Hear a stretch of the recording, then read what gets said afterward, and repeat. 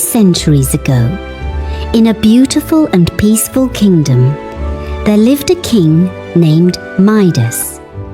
Everyone said that King Midas owned more gold than anyone else in the world. In fact, people believed he had so much gold that he could buy an entire city. It was true that King Midas loved gold. However, no one had ever seen his treasure. The people of the kingdom often wondered where he kept it. Where do you think our king keeps so much gold? I have no idea. How can someone own so much gold and never show it off? The truth was that King Midas kept all his gold locked away in a secret dungeon beneath the palace. Every day, he went there to count his enormous collection of golden bricks and coins. The queen was always amused and often joked about it. My dear, don't count your gold every day. What if it suddenly disappears? Don't even joke about that. Don't you know how priceless gold is? Look at the golden necklace you are wearing. Isn't it beautiful? See how brightly it shines. It is beautiful, yes. But no matter how valuable it is, it cannot buy us all the happiness in the world. It can buy me all the happiness. You won't understand. How can anything be more beautiful than gold? The queen disagreed, but she knew there was no point arguing with her husband. As the years passed, King Midas's love for gold only grew stronger. He loved it so much that he named his beloved daughter Marigold. Marigold was the person he loved most in the world. She was cheerful, full of life, and found beauty in the smallest things around her. One day she ran to her father and said, "Father, come and see! The flowers are so beautiful today! And look at the dewdrops shining on the grass!" They are still not shinier than gold. You wouldn't understand, dear. Go and play. Just like her mother, Marigold could never understand how gold could be more beautiful than flowers.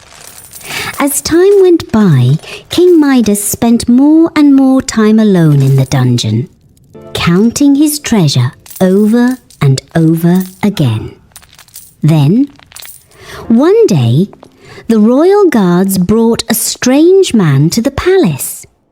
The man wore simple clothes, and King Midas noticed that he had no sandals on his feet. Who is this man? The soldier said, I found him wandering through the streets, Your Majesty. He says he is lost and has nowhere to stay. He must be from a faraway land. Arrange a room for him in the palace until we find his home. He shall be our guest.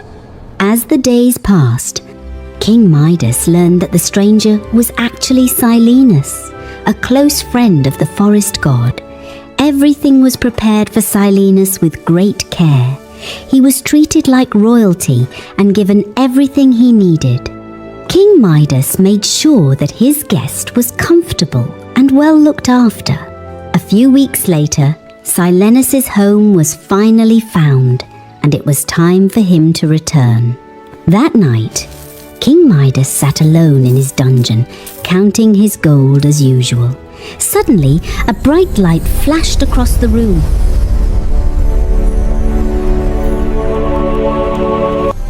What? Oh, heavens! Who are you? Why are you here? A mysterious figure appeared before him and smiled. I have journeyed here from the ancient woods, Midas. How do you know my name? Are you here to rob my gold? The god laughed loudly. What would I do with gold? It is of no use to me. I am here to thank you, Midas. Thank me? For what? Silenus is a dear friend of mine. I know how kindly you cared for him. I am impressed by your hospitality, and I have come to grant you any wish you desire. Tell me, what do you want? Midas could hardly believe his ears. He could wish for anything in the world. I want a ship full of gold. No, perhaps a house full of gold. No, even that is not enough. Wait, I know what would make me truly happy. Give me the golden touch. I wish that whatever I touch turns into pure gold. As promised, your wish shall be granted.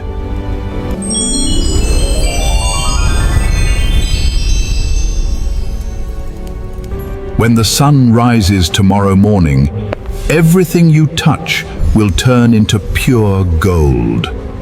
But remember, King Midas, this gift will not make you happy. Gold cannot buy all the happiness in the world. Before Midas could reply, the god disappeared. How could someone like him understand the value of gold?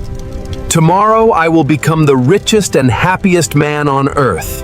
That night, King Midas could hardly sleep. He was too excited for morning to arrive. And soon morning came. How wonderful it would be to sleep in a bed made entirely of gold. Who else in the world could have such fortune? As soon as he touched the bed, it turned into shining gold. It works. Excited beyond measure, Midas touched everything he could find. Chairs, tables, doors, curtains, everything became gold. I no longer need to hide my treasure. Let the whole palace shine. He walked through the corridors, touching everything in his path. Then he went out into the palace gardens and turned every tree, flower, and plant into gold.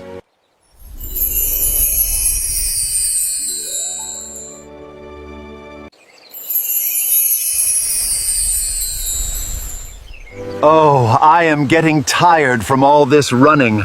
I still have the entire kingdom to turn into gold. I must travel through the kingdom and show everyone my golden touch. But first, I need something to eat. He hurried to the dining hall. A magnificent feast had been prepared for him.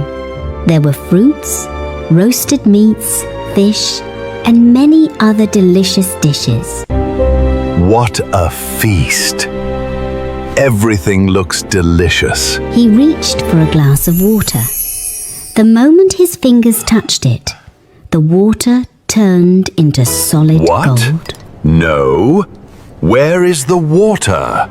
I am thirsty. He grabbed the pitcher, but it too became gold. Panic began to rise inside him. He picked up an apple. It instantly turned into gold. One by one, he touched the food on the table and watched in horror as everything became hard, lifeless metal. I'm hungry. What will I eat now? I'm thirsty. What will I drink? I cannot eat or drink gold. Will the richest king on earth die of hunger? For the first time, King Midas felt miserable. He sat staring at the beautiful feast, which was now completely useless to him. Just then, he heard a familiar voice. Father! Marigold came running in from the garden. Before Midas could stop her, she threw her arms around him.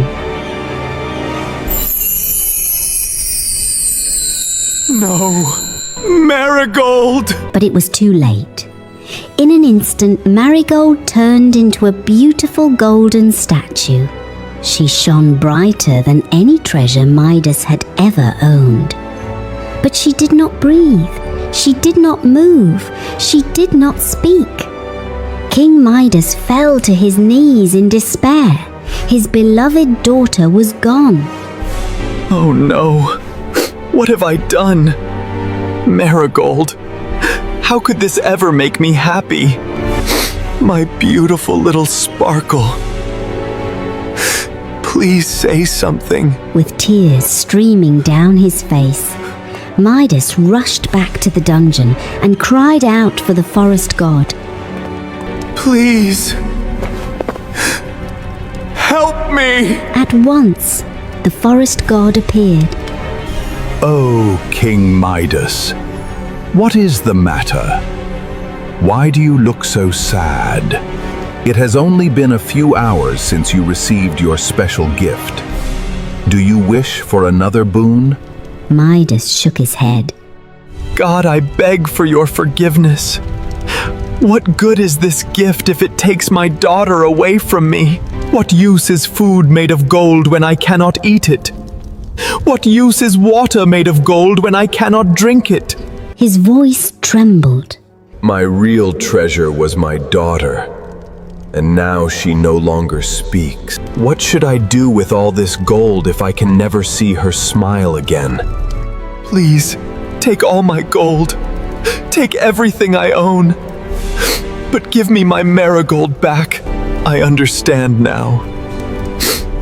Gold cannot buy all the happiness in the world. The forest god smiled kindly. King Midas, you have learned a very valuable truth. Gold fades away, but the love and care we share with others are far more precious. They never die, and they never lose their value. The forest god then waved his hand, and a small golden pitcher appeared before King Midas.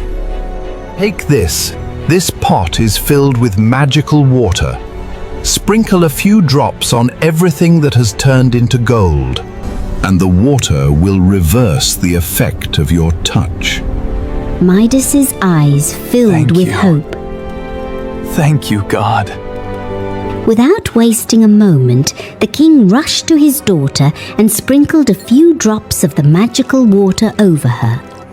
At once, the golden statue began to change. The gold slowly disappeared, and Marigold became a little girl once again. She blinked her eyes and looked around in confusion. King Midas wrapped his arms around her and held her close. Father, what happened here? Nothing, my child. I will set everything right. The king then hurried through the palace, sprinkling the magical water on everything he had turned into gold. The tables returned to wood, the curtains became soft again, and the food and water returned to normal.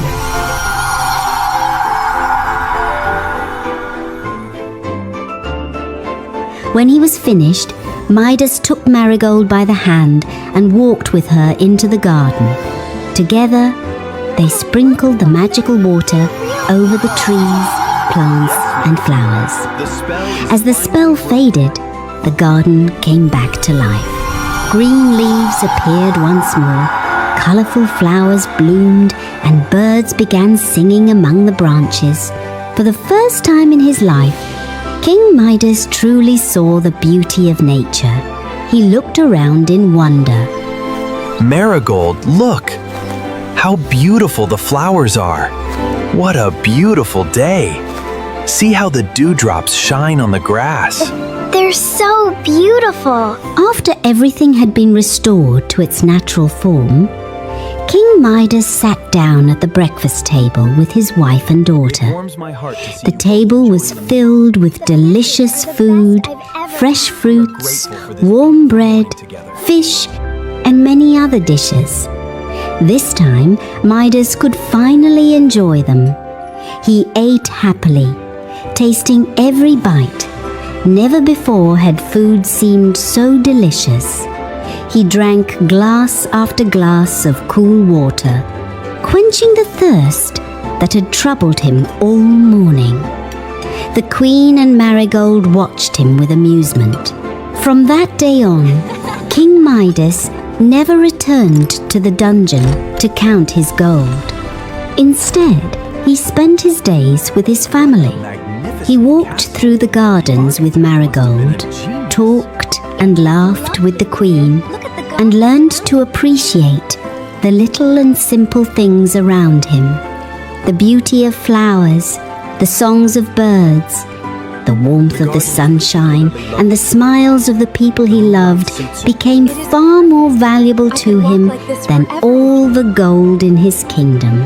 And so, although he no longer possessed the golden touch, King Midas truly became the richest and happiest man on earth.